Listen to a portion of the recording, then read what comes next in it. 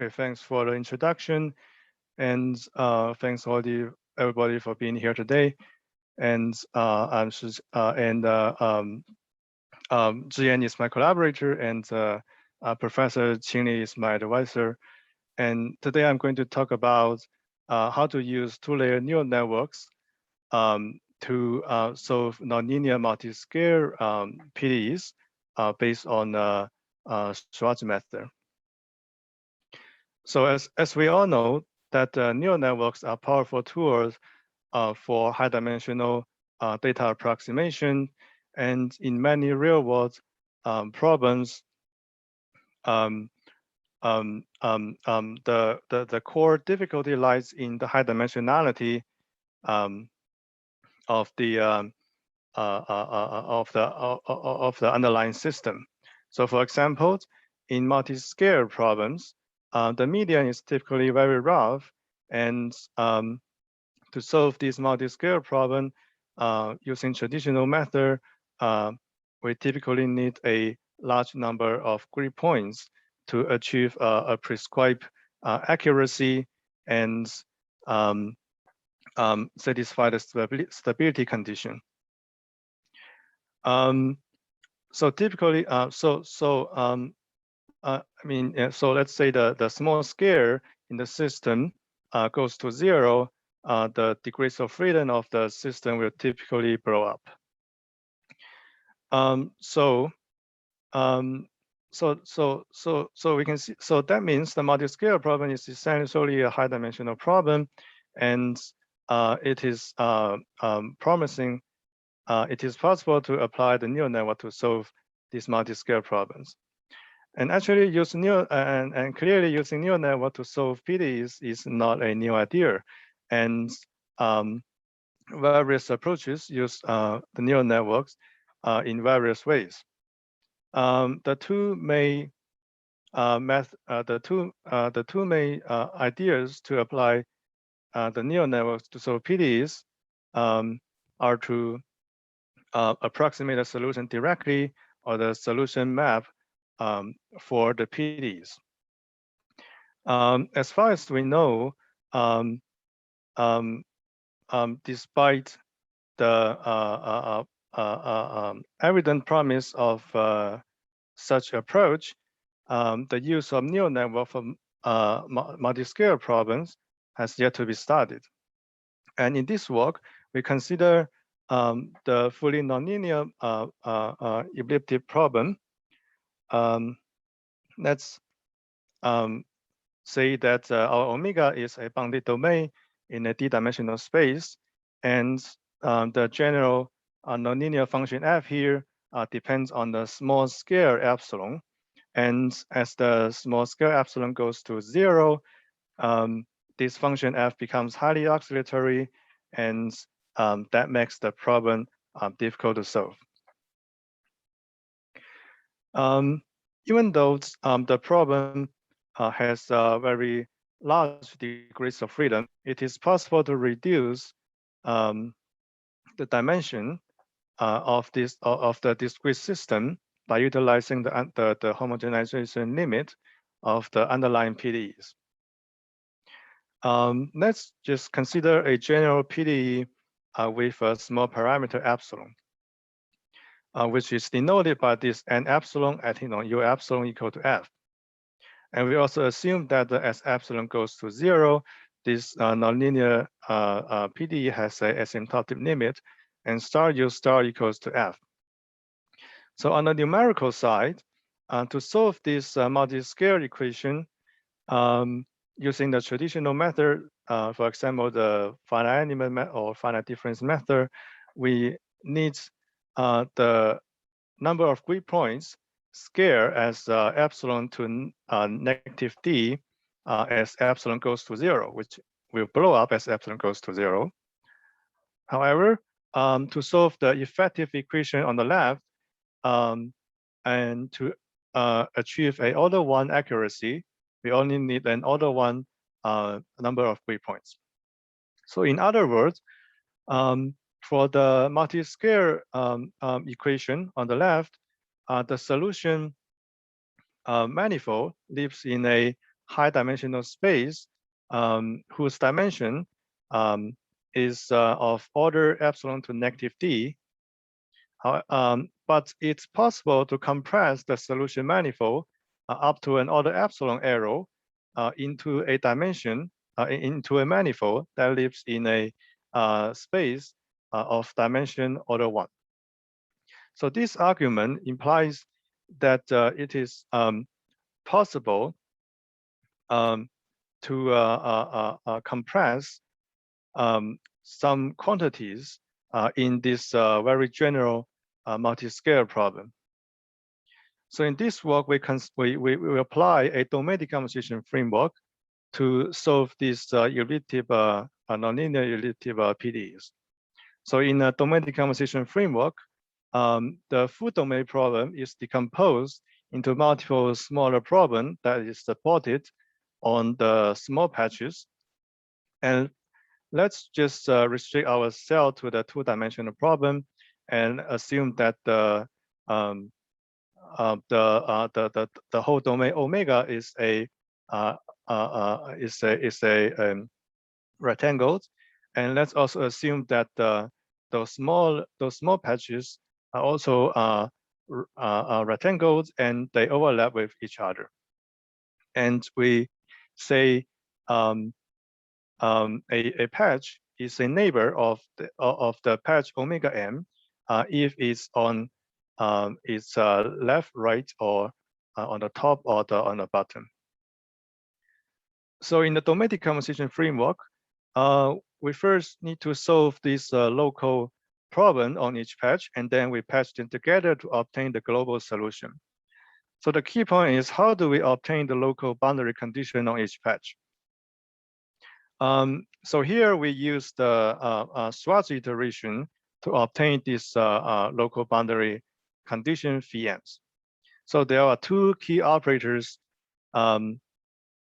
that is used in this Schwarz iteration. So the first is the local solution operator, which is denoted by Sn epsilon, which maps the local boundary condition Vm to the local solution Um. And the second is the boundary to boundary operator, which is a composition, which is a composite of the local solution operator and the restriction operator to the boundary of neighboring patch.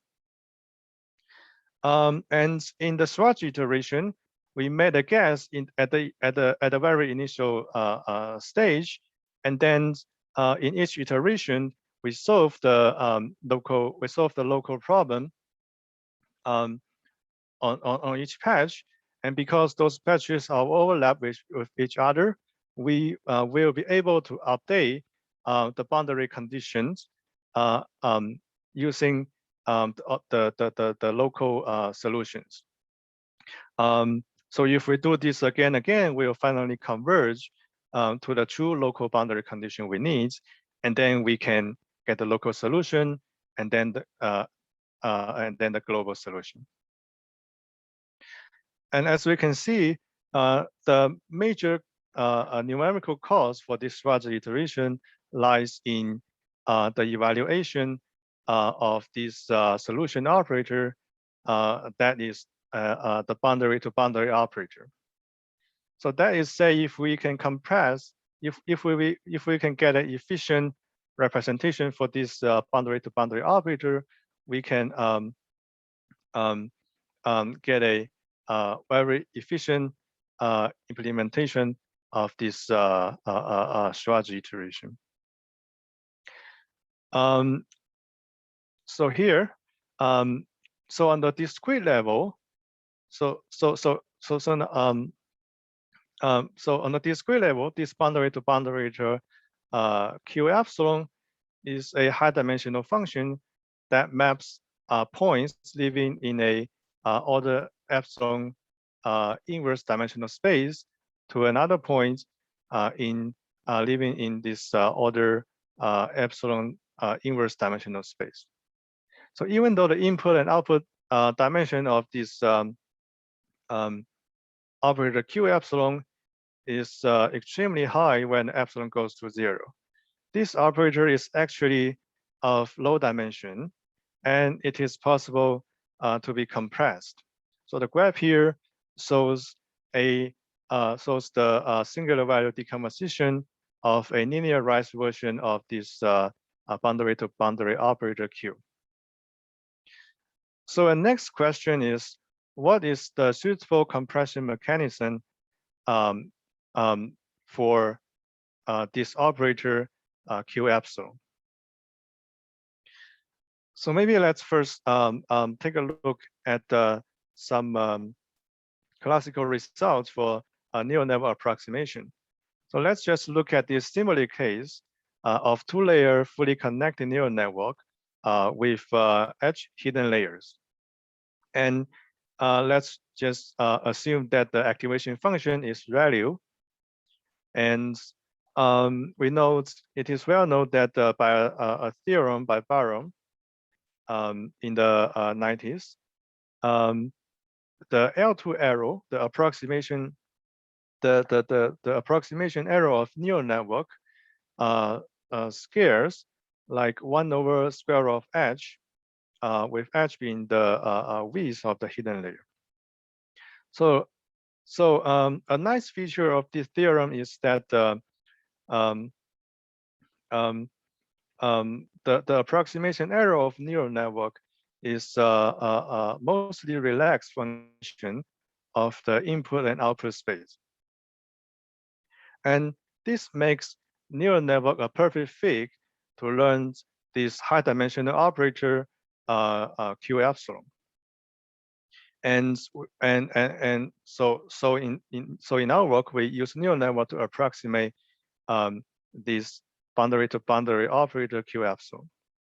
And we divide the whole algorithm into two stages. So in the offline stage, we train a neural network QNN by minimizing a loss function. And in the online stage, we use this neural network QNN as the surrogate for the boundary update of interior patches in the Schwarz iteration. So the question is, how do we train the neural networks in the offline stage? Because in general, the training of neural network is a non-convex optimization problem, and if we train the neural network without any a priori information, it could be very difficult to obtain a good result. And we also remark that here, we are not in the over-parameterization regime because the width of the hidden layer is much smaller than the dimension of the input and output space. So in this work, we tried two training strategies. So the first is that we generate the training data on a buffer patch.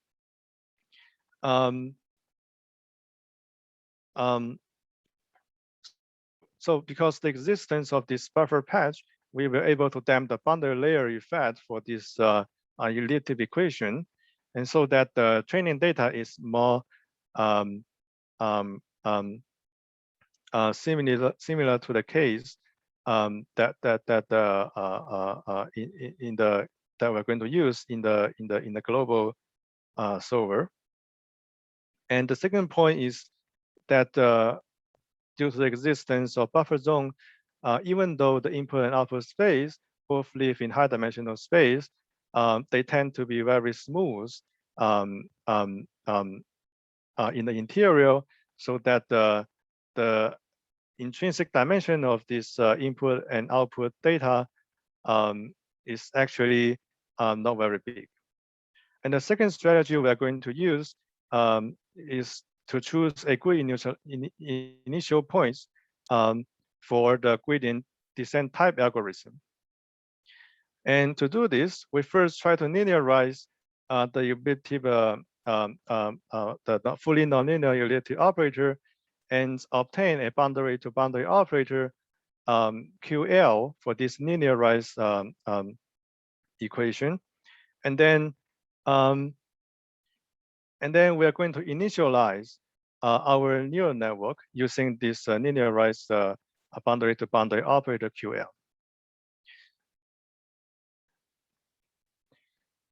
So the way we initialize this QNN by QL is to compare this neural network, the ReLU neural network structure to the low-rank approximation of a matrix.